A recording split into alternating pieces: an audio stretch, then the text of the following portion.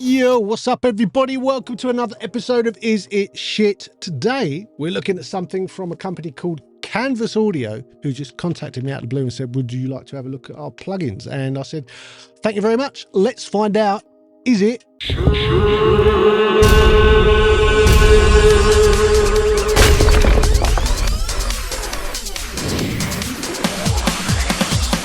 So yeah, these guys contacted me out of the blue, sent me some plugins to have a look at.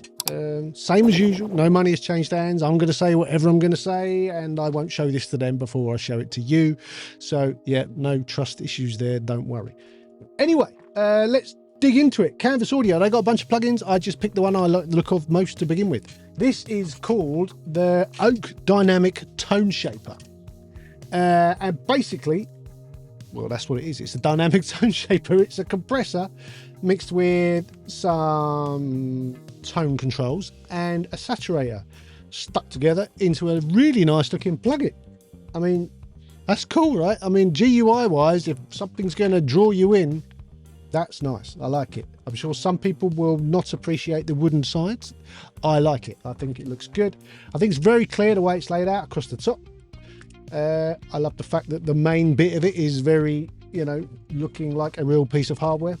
I like that a lot. So yeah, let's dig into it. First of all, let's start with the fact that this section across the top, nice and clear, nice and big. We can see there's input, there's oversampling, mix control, your presets, there's your sidechain, high pass filter, low pass filter, output, meters on both. I like it, very clear and separate to the rest, doesn't clutter up the rest of it. Let's get to the rest of it. So we have a big compression control. Do like that. Who doesn't like a big compression knob?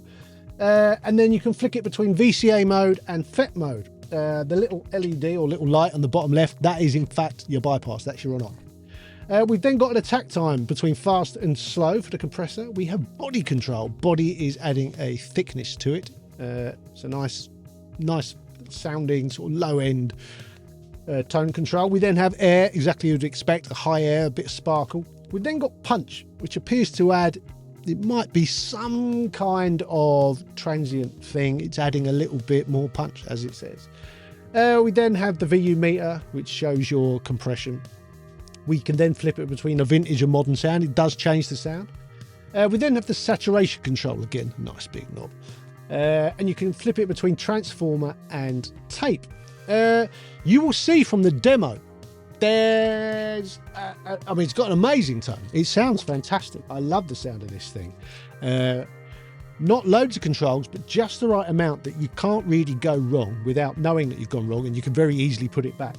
Yeah, I really liked being able to adjust the attack time. I like the body control combined with the air and the punch. It enables you to make something that already sounds great sound better. That's always a good thing. Saturation, yeah, you have to be careful. If you go above where this sort of knob is on this screenshot, it's going to start being too much. There was a problem. The problem is that when you flip it from VCA mode, all of this, fantastic. Sounds great, lots of fun. Flip it into FET mode, even when the compression is all the way off, it's still compressing at about 10 dB, and I can't stop it.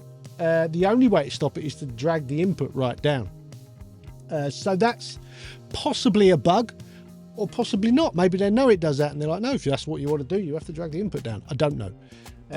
So that bugged me a little bit. But other than that, I really, really like the sound of it. Very quick and easy to take something and make it better. That's what we're all looking for, right? Plugins that make things sound better. This is it. It's not exactly an EQ. It's not exactly just a compressor or a saturator. It's a little bit of everything. And it only gives you enough tools that you can do something cool with it without disappearing, up your own arse or into a black hole or wherever it is you disappear to. Yeah, so I really, really like it. And I'm really looking forward to trying the rest of their stuff now because it was a lot of fun. The whole thing with the FET compressor, I don't know if that's a problem or not.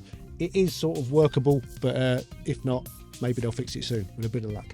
Anyway, demo wise, 14 days, can't argue with 14 days. Usual price, $99.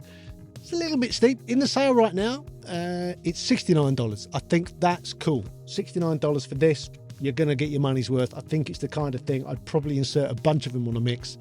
and use it over and over again. So yes, star rating, the only reason it's losing anything at all is because of the FET thing. But if that's just how it is, that's just how it is. I would change it. I would change it so that you can have a little bit more control over the compression on the FET thing. But yeah, other than that, I can't fault it. You'll see from the demo at the end, I had a lot of fun playing with it. You get some really interesting sounds. Using the mix control when you're going full on with the saturation to dial it back a bit, it will make whole mixes sound better as well. It's a cool plugin. So yeah, 4 stars for the Canvas Audio Oak Dynamic Tone Shaper. I really like it.